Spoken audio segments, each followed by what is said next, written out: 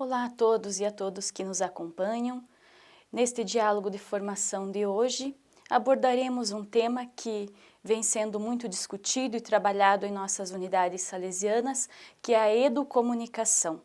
Uma prática que vem se consolidando nas últimas décadas como uma possibilidade de aproximação entre comunicação e educação, e que vem de encontro com aquelas iniciativas, com aquele estilo de educar salesiano que nos caracteriza. A educomunicação, enquanto prática, vem sendo vivenciada tanto em escolas, como obras sociais ou outros ambientes informais, e mesmo em ambientes eclesiais de nossas paróquias e comunidades inseridas e religiosas. Desde as origens do carisma salesiano, há uma preocupação comum em todas as realidades de evangelizar, educar e comunicar. Com o passar do tempo e o fortalecimento da cultura educomunicacional, ou melhor, da cultura comunicacional, vem se consolidando um desafio para a família salesiana, que é a vivência e a concretização da prática da educomunicação, entendida não apenas como um novo campo teórico, mas especificamente como uma forma de atualização do sistema preventivo de Dom Bosco.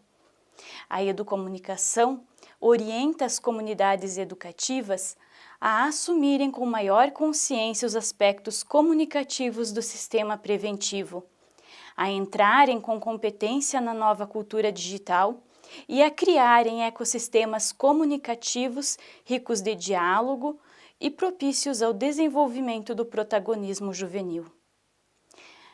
A grande pergunta quando se fala em educomunicação hoje é como colocá-la em prática.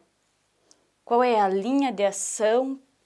Quais são os métodos, as formas de colocá-la no cotidiano de nossas realidades? E para ajudar a compreender o que é a educomunicação, nós já temos vários documentos escritos.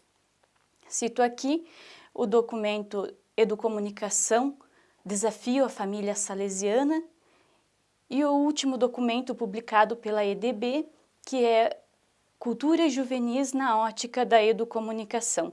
Duas publicações salesianas que esclarecem o referencial teórico, que dão um suporte para a melhor compreensão do tema.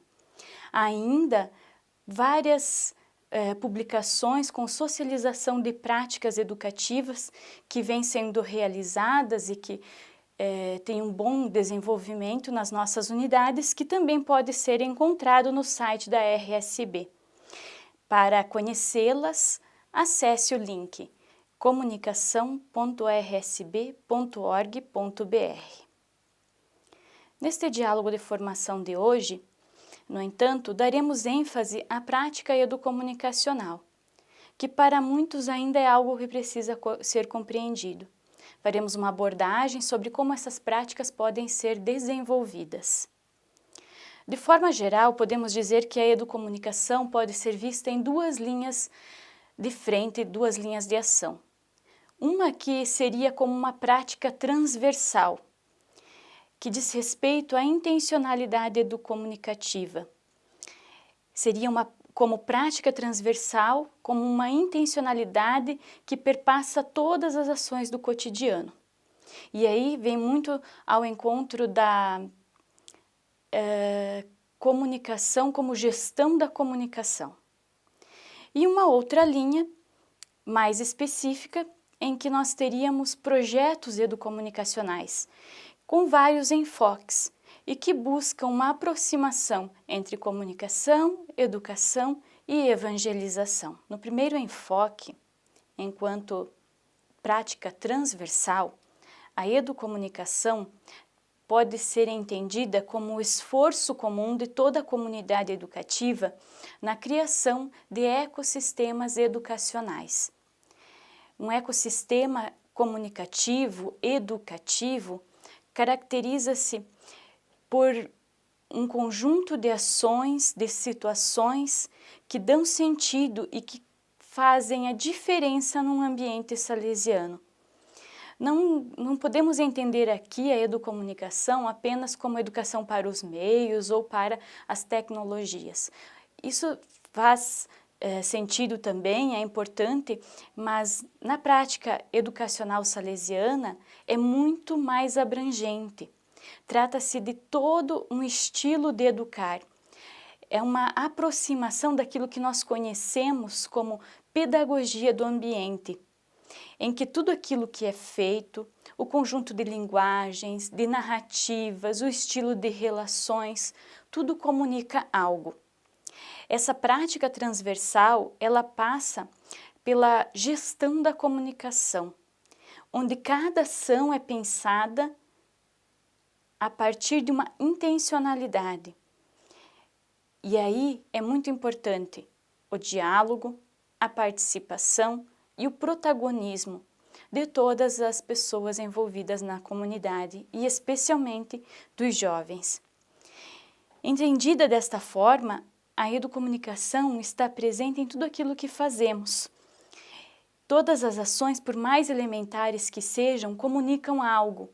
Podemos pensar na forma como a recepcionista atende o telefone, na forma como as pessoas dão as orientações quando necessárias, nos elementos que compõem o nosso ambiente, e aí podemos pensar em todas aquelas características muito próprias salesianas, como os símbolos, as imagens, os sinais religiosos, a presença, a assistência que acontece no pátio, a familiaridade do educador com o educando, a atitude de cada pessoa, o respeito do educador com o educando e vice-versa.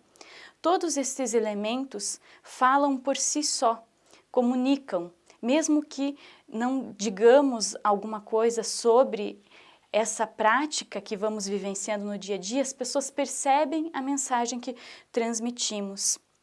E aqui temos então a consolidação da pedagogia do ambiente, associada fortemente à intencionalidade educomunicativa que está por trás de todas as ações e mesmo das opções que fazemos em nossos ambientes.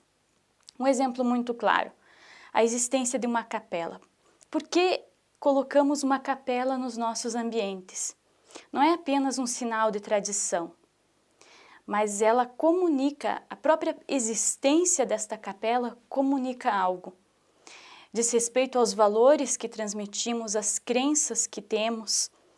Há uma intencionalidade no local em que esta capela foi colocada, de fácil acesso, geralmente, a todas as pessoas. Depois, a preocupação com a ornamentação, o cuidado, a dimensão do sagrado que ali se mantém, se percebe. E depois, se formos olhar um pouco mais adiante, a própria organização das pessoas, dos grupos que frequentam estes ambientes, tudo planejado de uma forma que este ambiente seja significativo.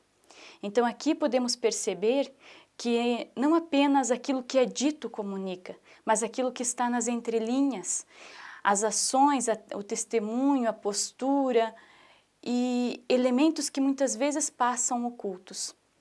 E para que toda a comunidade educativa compreenda essa dimensão, nós precisamos de uma formação sistemática, de um conjunto de ações que os educadores e toda a comunidade educativa tenham como intencional e não apenas como uma forma de tradição ou como sempre foi assim. Essa intencionalidade que faz a diferença na educomunicação enquanto prática transversal.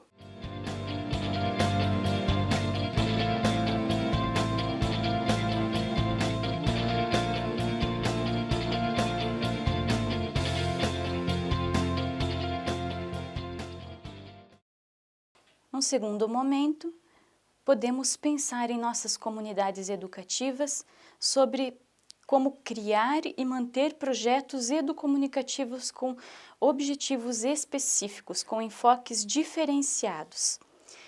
E aqui nós podemos ter projetos que desenvolvem as habilidades comunicacionais e artísticas, que dão abertura para uma série de projetos, de grupos, seja em sala de aula, como ensino regular ou mesmo em períodos de contraturno, atividades extraclasse ou outras formas de agrupamento próprias da pastoral.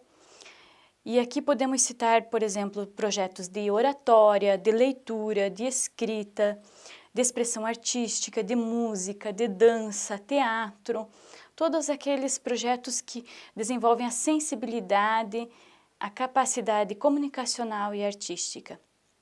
Podemos pensar em projetos que desenvolvem o protagonismo juvenil e a educação para a cidadania.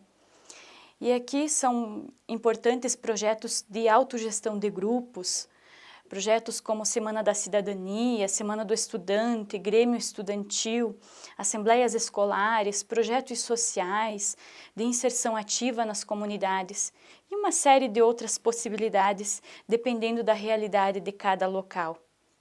Podemos também pensar em projetos que visam a utilização e a compreensão de tecnologias para aprendizagem, como rádio, TV, criação de vídeos, blogs, produção de desenho animado, desenvolvimento de jogos, softwares educacionais, entre tantas outras possibilidades que a cada dia surgem nas nossas realidades.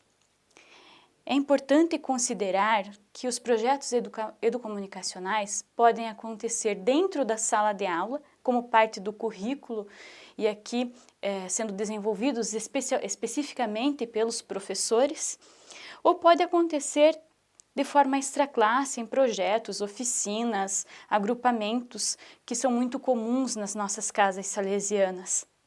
E mesmo em obras sociais, paróquias ou outros espaços em que estejamos presentes. Em se tratando do ensino regular, podemos ter a certeza de que as competências e as habilidades comunicacionais são um compromisso de todos os educadores. Então, em todas as disciplinas podem ser desenvolvidos projetos por um professor ou por vários professores de forma interdisciplinar, transdisciplinar, em que se desenvolva de forma gradual, de forma projetiva, de forma organizada estas habilidades, estas competências que são importantes para o desenvolvimento da criança, do adolescente e do jovem. E aqui podemos dar como exemplo projetos que desenvolvem a leitura, a expressão corporal, as habilidades de oratória, situações também em que a linguagem precisa ser melhor elaborada e também de uma forma mais crítica, como debates, apresentações em público, assembleias, fóruns. São situações abertas com enfoque educomunicativo e que podem dar uma imensa qualidade àquilo que é realizado. Muitas dessas atividades já são feitas. A questão é como podemos ver nessas atividades uma intencionalidade educomunicativa. E aqui, então, o cuidado na elaboração desses projetos, tendo este enfoque educomunicacional em mente. Além destas possibilidades que acontecem em sala de aula, podem existir projetos desenvolvidos fora da sala de aula, de forma que aconteça nos grupos, em oficinas, em projetos extraclasse. Vamos citar aqui o exemplo da Rádio Recreio, que acontece em muitas comunidades. Esta é uma forma que permite às crianças, adolescentes e jovens terem um espaço de protagonismo, de iniciativa, de desenvolvimento das habilidades de comunicação de uma forma altamente construtiva. E aqui o comunicar-se através de um meio vai trazendo uma série de aprendizagens que vão se consolidando no dia a dia. Ter que construir um texto que será falado em público de forma criativa, dinâmica, em que os textos,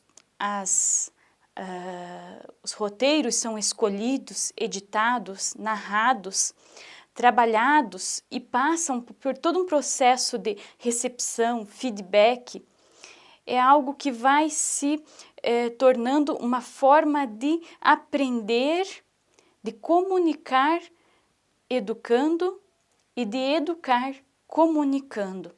As reflexões que podem ser criadas a partir desta experiência são uma riqueza muito grande que os educadores podem utilizar e que são uma forma de aprender não necessariamente estando em sala de aula. Também podemos citar outros exemplos de projetos como criação de canais de youtubers, blogs, redação de jornais, revistas, grupos de música, danças, artes em geral, cinefóruns, grupos de lideranças, de teatro, produção de games, desenhos animados e uma infinidade de outras possibilidades que podem surgir a partir do interesse dos próprios jovens. E para isso, é importante que o educador tenha proximidade para poder perceber quais são os interesses desses jovens, o que eles querem fazer, o que eles querem desenvolver, que habilidades que eles próprios já possuem e que podem ser melhoradas, né, e passar por um processo de educomunicação. Então, essa aproximação é algo muito importante e que vai dar assim, um norte de que iniciativas podemos realizar nessas realidades.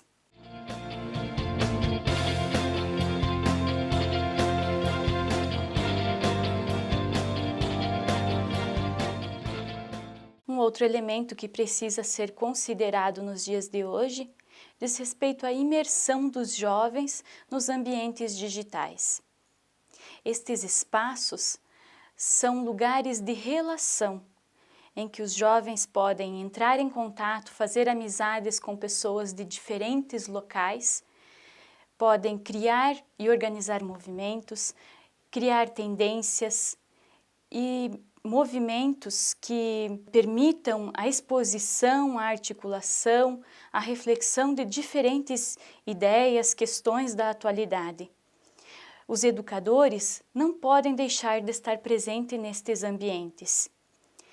A assistência, tradicionalmente realizada no pátio físico, também precisa ser compreendida e vivenciada nestes novos pátios, nestes novos ambientes digitais. A presença do educador enquanto aquela pessoa que é capaz de acompanhar, de estar presente, de discutir, de dar uma palavra sobre determinadas questões é muito importante. E mesmo o testemunho, a forma como uma pessoa pode ser ética nestes ambientes também é uma forma de educar. Educar para a cidadania em tempos de ambientes digitais é muito mais exigente, porque exige uma sólida formação de valores do sujeito enquanto pessoa ética e coerente, capaz de agir com a mesma coerência em ambientes físicos, presenciais, ou em ambientes em que pode passar por uma segunda identidade ou pode passar meio que oculto por trás das múltiplas telas que vão surgindo a cada dia. Aqui a presença do educador não se trata de vigiar, de estar cuidando no sentido de fiscalizar aquilo que o jovem faz, como também não é no pátio físico, mas a presença aqui é aquela capacidade de ir formando um ecossistema comunicativo sadio, rico de valores e que transmita aquela capacidade de olhar para a realidade de forma positiva, mas também reflexiva. Aquilo que Dom Bosco coloca como fundamental formar o bom cristão e honesto cidadão e que diz respeito à própria origem do carisma salesiano, vale não apenas para a sala de aula, mas também para o ciberespaço. E a perspectiva educomunicacional, neste sentido, nos dá grandes horizontes e grandes possibilidades de ação e de contato com os jovens, de uma forma diferenciada e que possa qualificar também as reflexões, as ideias que surgem nestes ambientes. Podemos citar também projetos que visam a integração, o engajamento em causas sociais, humanitárias, de direitos humanos e que hoje falam muito forte para os jovens dessas novas gerações. São realidades que vão surgindo, formas de engajamento que surgem a cada dia e que dizem respeito àquilo que o jovem gosta de estar discutindo, refletindo.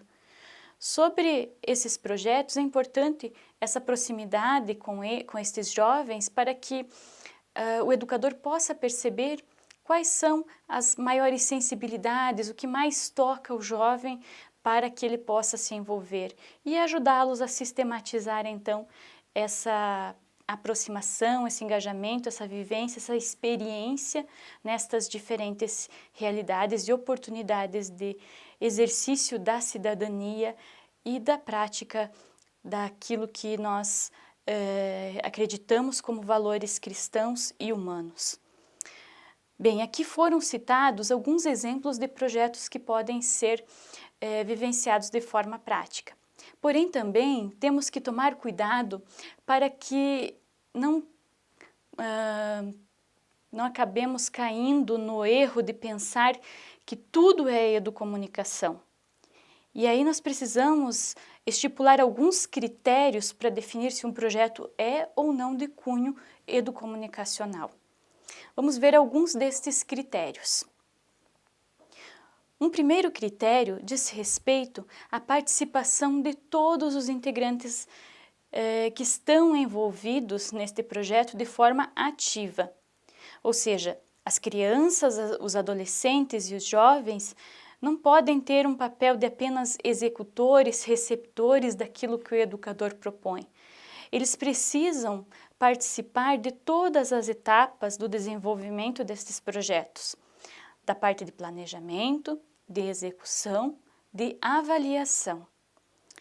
E aqui nós temos que passar de uma mudança de mentalidade do fazer para ao fazer com.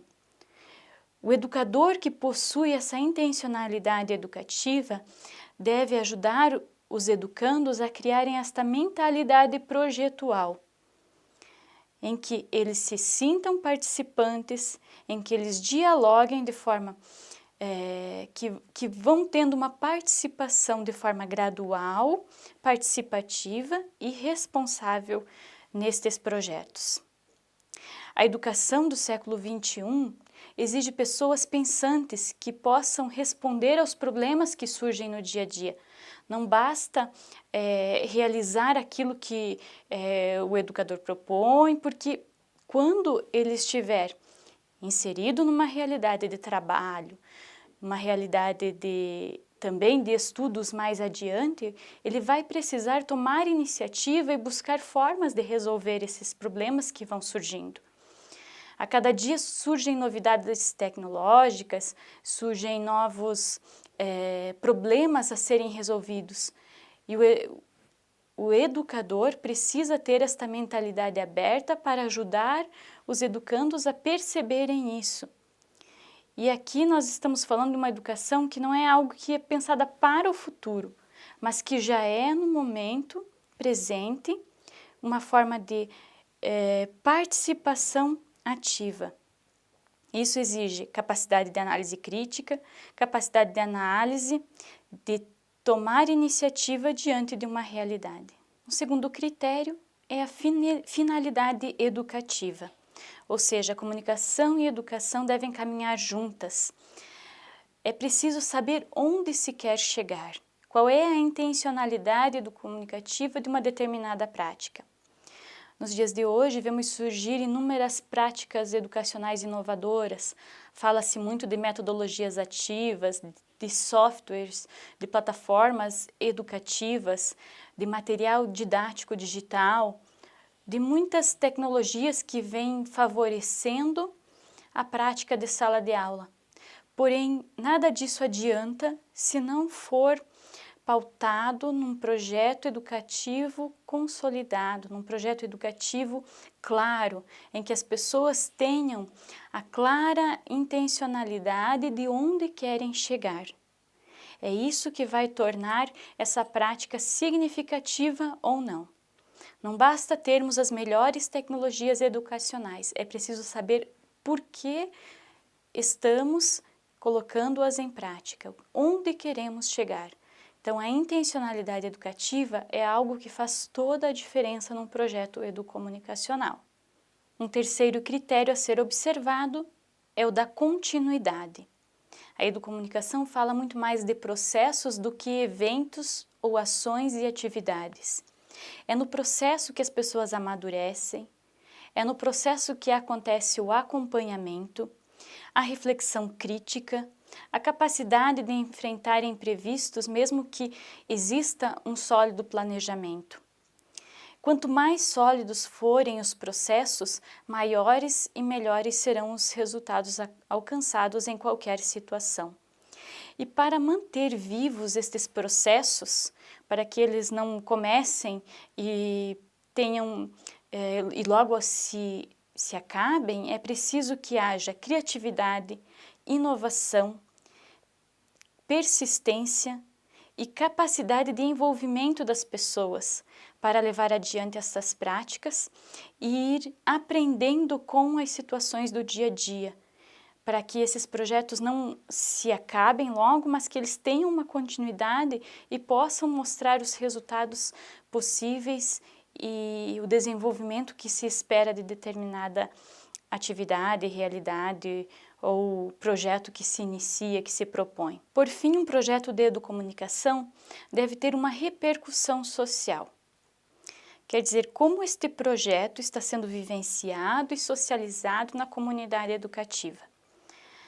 Aqui temos que ter clareza de que esses projetos precisam colaborar com a inserção dessas crianças, adolescentes ou jovens de forma ativa na sua comunidade. Portanto, os projetos desenvolvidos, eles devem ter de alguma forma um retorno para a comunidade, mesmo que isso não aconteça de forma direta. Vamos pegar o exemplo de um projeto de oratória. Conforme essa criança vai tendo a oportunidade de expressar-se, chegará um momento em que para ela participar ativamente da sua comunidade será muito mais fácil e ela poderá ter uma ação muito mais adequada, muito mais incisiva sobre aquela realidade. Isso vai acontecendo através de inúmeras propostas que vão se fazendo de forma gradativa, em que aos poucos a criança vai percebendo autonomia, vai criando familiaridade com as propostas de falar em público. Não é algo que surge de uma hora para outra, mas é uma série de atividades em que gradativamente ela vai se expondo diante de pequenos grupos, de maiores grupos, até ter uma comunicação bem mais clara, bem mais objetiva, muito mais segura nos ambientes em que ela está. Esta é uma ação simples, mas que faz muita diferença para que a pessoa possa ter uma ação social importante e reflexiva e ativa na comunidade. Todos estes critérios que colocamos aqui são importantes para a consolidação da educomunicação. É importante ter em mente que todos estes critérios, eles facilitam e nos ajudam a criarmos aquilo que chamamos de ecossistema comunicativo e educativo. Um sistema vivo de relações em que todos os membros que participam deste ambiente vivem num sistema de interdependência, de corresponsabilidade, onde a ação de cada um tem uma repercussão no todo, em que todos possuem uma forma ativa de participação e aos poucos vão tomando consciência desta sua corresponsabilidade e desta interdependência. Aos poucos, esse ecossistema comunicativo vai formando essa consciência crítica essa consciência de participação, de que cada um precisa se comprometer com o todo. E assim vamos fazendo com que a educação seja um diferencial das nossas unidades salesianas. Aqui foram apresentadas algumas sugestões de projetos que podem ser realizados. Foi apresentado de uma forma muito limitada, é claro, porque para aprofundar cada um desses projetos teríamos muitos elementos para trazermos presente.